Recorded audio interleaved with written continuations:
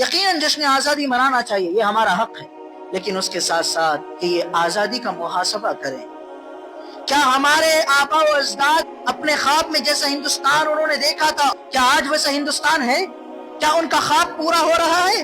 کیا ایک معمولی انسان کو بھی اس کا حق مل رہا ہے؟ ایک مزدور اور ایک بڑے جاگیردار، یہ دونوں برابر ہے قانون میں یا نہیں ہے؟ کیا بے روزگاروں کو روزگار مل رہا ہے؟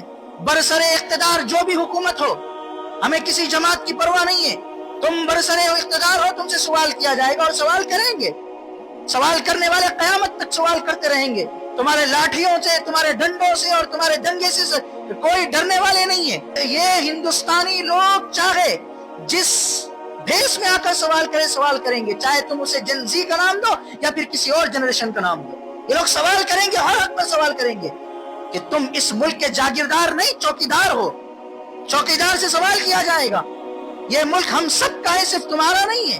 آزادی کا مطلب یہ ہے کہ سوال کرنے والے کو اینٹی نیشنلزم نہیں کہا جائے گا، سوال کرنے والے کو غدار ملک نہیں کہا جائے گا۔ حقدار کو اگر حق نہ ملے سوال ہوگا۔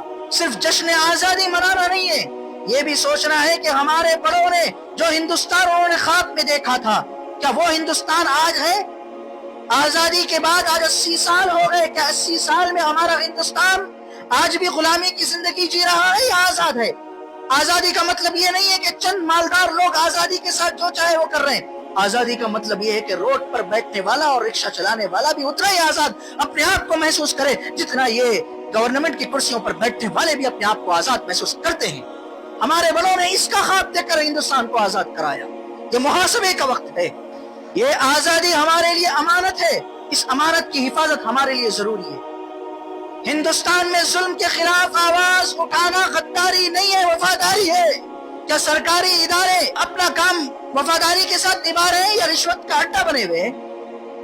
تمہاری دولت عوام پر صرف ہونی چاہیے، وہ عوام کی امانت ہے۔